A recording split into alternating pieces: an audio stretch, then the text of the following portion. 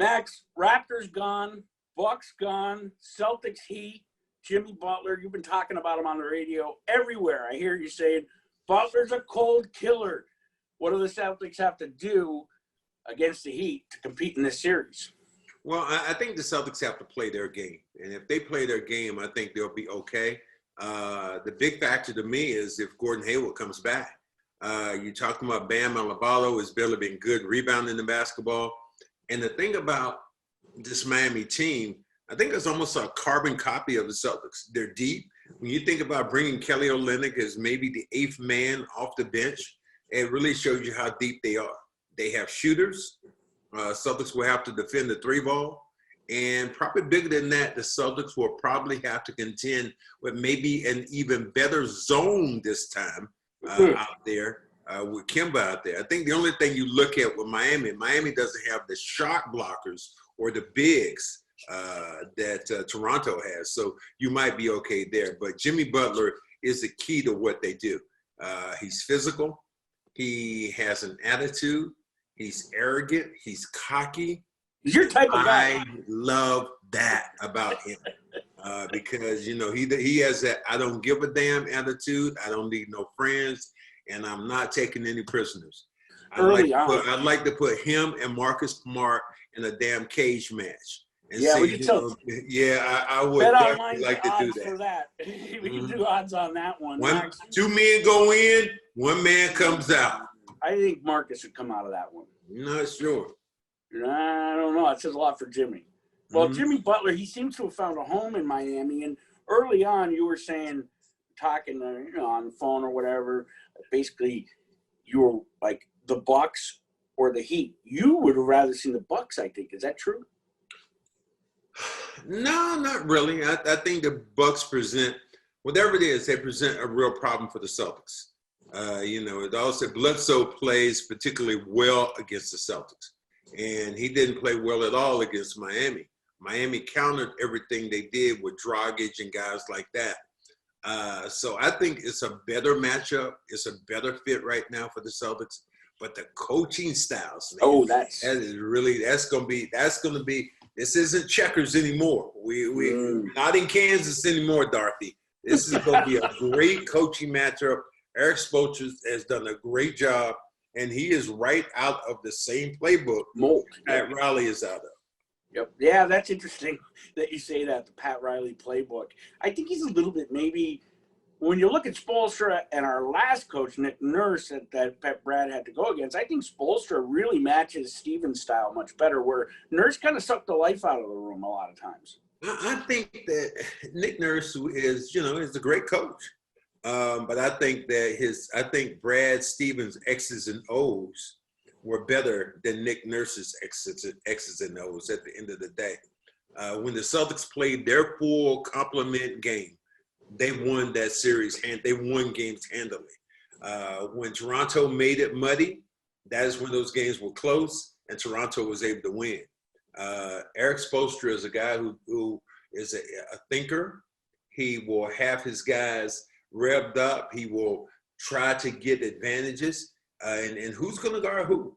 Is Tatum going to be guarded by who's going to guard Tatum? Who's going to guard Brown?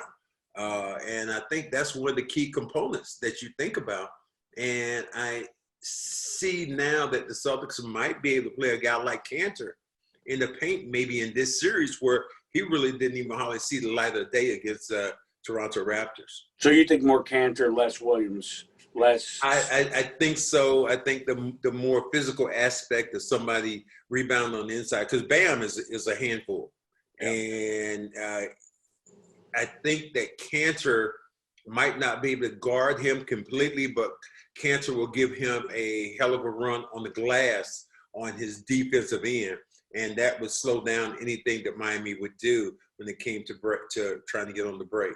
So overall, the Celtics probably have the advantage over the Miami Heat. Do you see Boston going to the NBA Finals? I see slightly. I think they do. And again, it depends on if Gordon Hayward comes back. Gordon Hayward comes back and he's able to give me 20 minutes a game or give them 20 minutes a game, then, I feel really confident about it because he's going to be an ingredient. He's going to be a key point to what the Celtics have to do.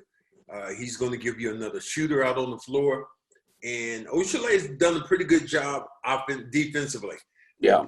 I think we would rather see Oshale not shoot the jump shot. Oh, yeah.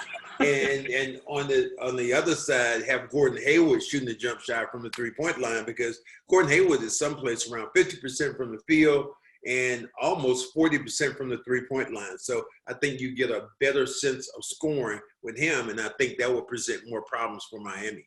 What could you expect from Gordon, or what's fair to expect from Gordon in a comeback in this series?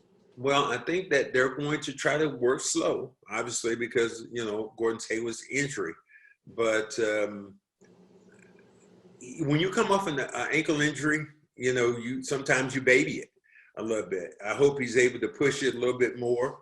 And I'm sure that the Celtics waited and waited. They could have used him against Toronto. Oh, yeah.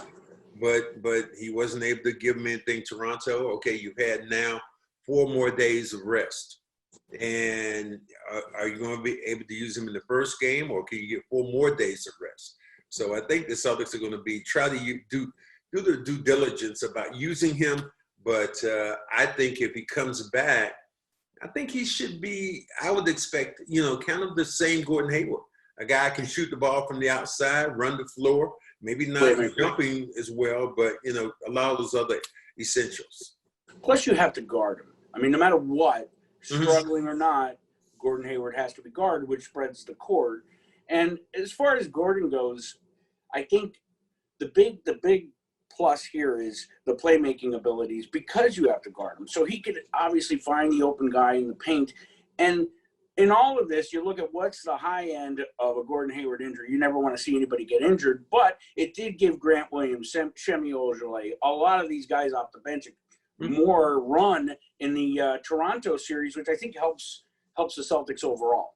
Well, it gives them another opportunity, other options to use if they don't have them. And the thing you cannot do, you cannot duplicate an NBA game in practice. You can practice as hard as you want to, but when you get in a regular game and a practice game, those are 2 different things. So, it probably will benefit them a little bit with some of those guys playing. But Gordon Hayward is a key to what you're doing, if you're going to go forward, if you're going to get by Miami.